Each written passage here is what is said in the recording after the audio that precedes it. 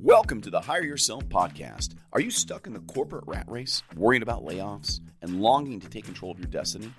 This is the place for frustrated executives like you who want to escape the grind, live life on your own terms, and build wealth.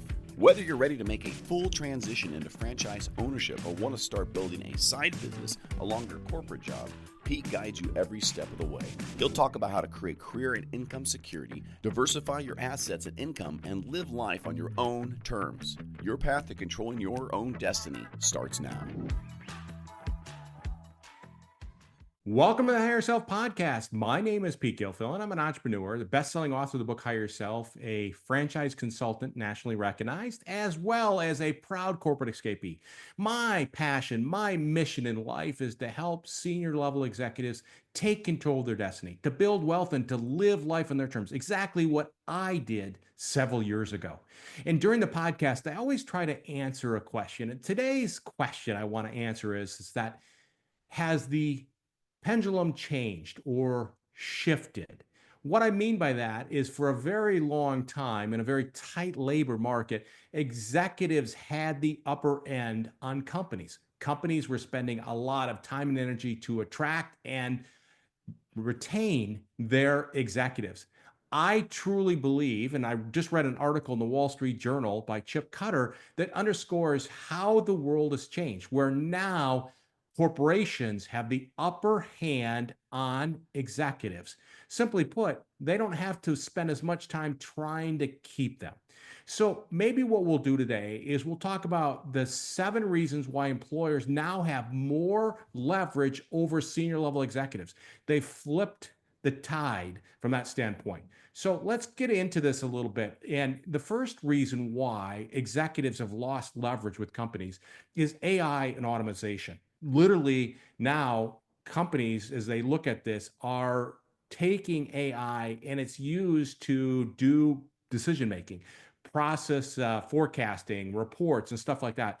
And that was stuff that executives had to do a lot of times on theirs. So they can replace these high-end leaders with some of the stuff with tools. Not to say that you still don't need leaders, you probably just don't need more of them. And the Wall Street Journal article kind of talked about how CEOs are telling their staffs, hey, listen, you got to figure out, you got to adapt, or you face losing your job. AI is coming in. It's changing the way we do business from that standpoint. And I think the Wall Street Journal article, Everybody's Replaceable, kind of highlights that. No longer are you not replaceable. That's the point. And boards, it would be a second ring. Boards and investors, they're getting more demanding. They want results, and they want results really fast.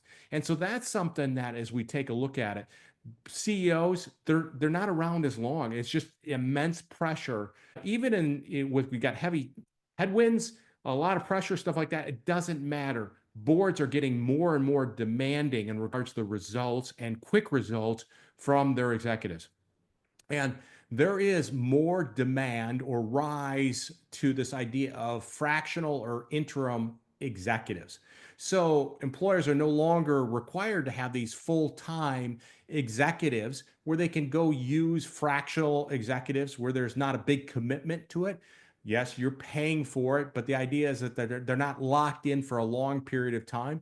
And that has certainly kind of changed the tide, right? I can go to this pool. So there is definitely a rise in fractional executives. And then there's just flattening of organizations would be a fourth reason why executives are losing a little leverage over these large corporations. The idea is that they're becoming more agile, more lean structures, and reducing layers of management.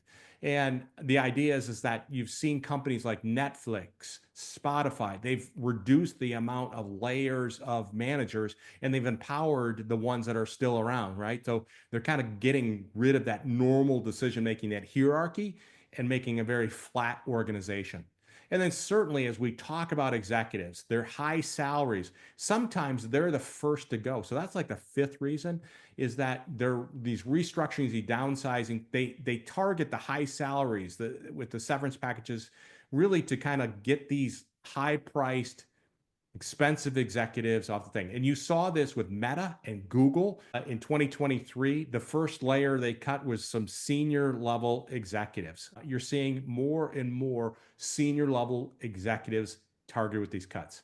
And bottom line is that as we talk about a sixth reason why executives are losing some leverage is that boards and CEOs, they want tech first, more agile leaders, right? And so they're kind of favoring younger, more diverse, technology literate leaders over older traditional executives. And we see this. There was a great article in the Wall Street Journal. Companies are replacing CEOs with faster than ever. And it really kind of highlights this idea that they're looking for more agile CEOs, this idea that they can learn, they understand AI from that standpoint. Seventh would be is that this idea of public image. Executives are being removed just from the standpoint of mishaps, cultural mishaps, political misalignment, stuff like that. So you're seeing that more and more. And there's a great article in CNBC that they talked about McDonald's fired its CEO, and they share why that happened. So those are 7 reasons why more and more executives are losing leverages over large companies. Simply put, they could demand things. They could be in a position where they really pushed these companies. And so now with the advent of AI, all these pressures, financial and all that kind of stuff, you're seeing more and more executives get pushed out, or they're having a hard time getting back in if they are pushed out. And so if you're one of those people, that's my job. I help executives explore franchise ownership. And it doesn't have to mean that you have to leave your corporate world. You can start a franchise on the side.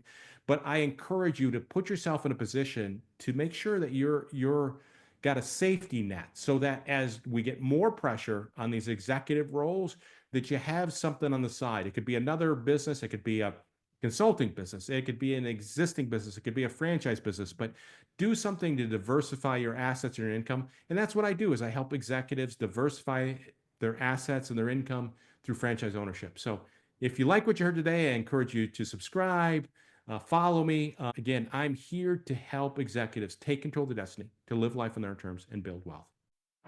Thanks for joining us on the Hire Yourself podcast. Pete's here to help you break free from the corporate rat race, take control of your destiny, and finally live life on your own terms. Whether that's jumping into franchise ownership full-time or starting it as a side hustle.